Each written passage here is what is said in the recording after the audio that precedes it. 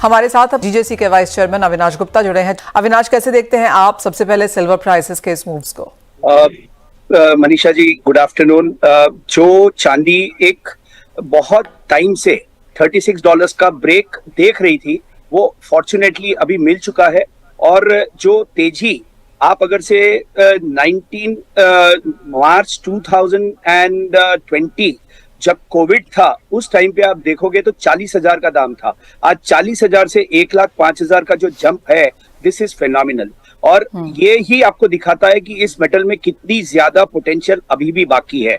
आज आपने बताया जैसे कि इंडस्ट्रियल डिमांड वापस से स्टेबलाइज होने का स्कोप है, और वैसे ही ज्वेलरी के अंदर भी जैसे जैसे गोल्ड अनरीचेबल होता जा रहा है एस्पिरेशनल मार्केट से, तो उसकी डिमांड भी चांदी की तरफ आती भी नजर आ रही है। तो मुझे ये लगता है कि चांदी यहाँ से टेक ऑफ करने के लिए बिल्कुल तैयार है to a very very great heights. Avinash, आपको क्या लगता है? आपको भी लगता है 38-40 जैसे लेवल्स आ जाएंगे?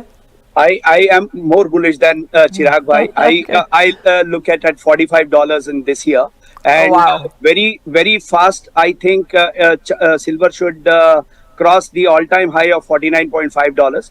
तो मुझे नहीं लगता कि यहाँ से देखिए छोटे छोटे करेक्शंस जरूर देखने को मिलेंगे, बट ओवरऑल अगर से मैं देखता हूँ तो बुलिश है। और 110% I am putting this my money at $45 at the end of the year. अगर हम इस साल के फर्स्ट 4 मंथ्स देखें तो सिल्वर इंपोर्ट्स में खासी गिरावट देखने को मिली है। अविनाश जी, आपको क्या लगता है 6-6.5 टन का इंपोर्ट?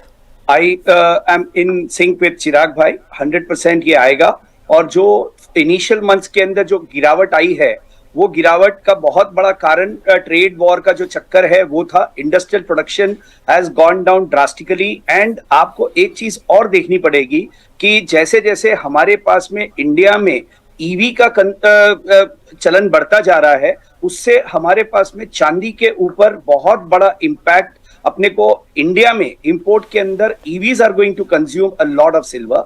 तो ये भी चीज को अपने को ध्यान में रखना पड़ेगा।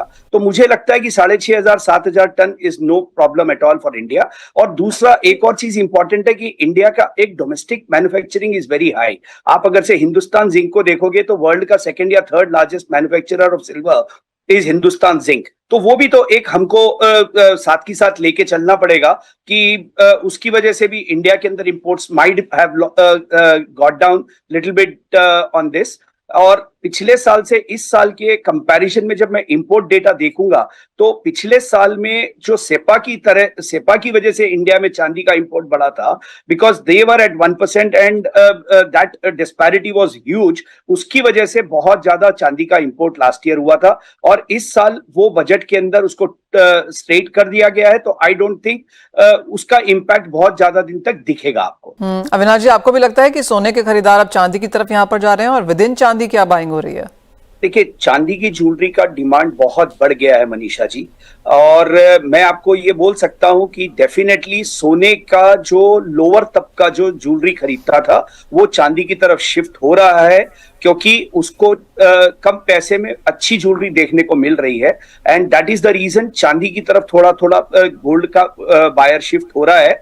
और premium gifting is increasing like anything. Artifacts के अंदर भी लोग बहुत ज्यादा मूव कर रहे हैं।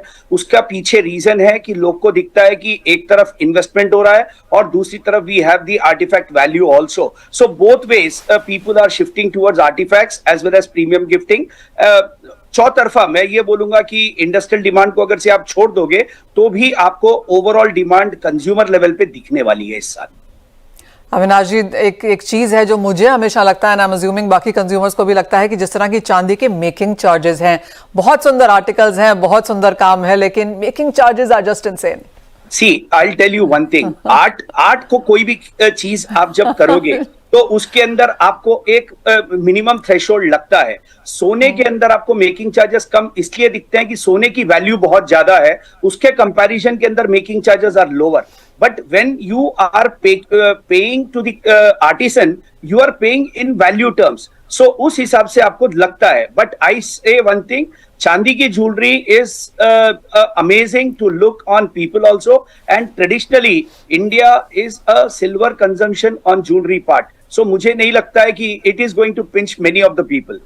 अविनाश जी, आपको भी लगता है लाख का लेवल जो है वहीं पावट करेगी चांदी? 100% मनीषा जी। आप एक चीज अपने को देखनी जरूरी है कि चांदी का जो यूज इन ईवीज है दैट इज वेरी इंपॉर्टेंट। और अगर से आपको माइलेज बढ़ानी है ईवी के अंदर तो आपको चांदी का यूटिलाइजेशन ज्यादा करना पड़ेगा in batteries, and that will drive the price higher as well as demand higher. So मुझे नहीं लगता है कि चांदी की डिमांड कहीं पे भी कम होगी because EV sector into it. Manisha ji, आपका अविनाश जी, आपका बहुत शुक्रिया साथ जुड़ने के लिए और चांदी पर वो फुल कॉन्वर्सेशन भी हमारे साथ करने के लिए।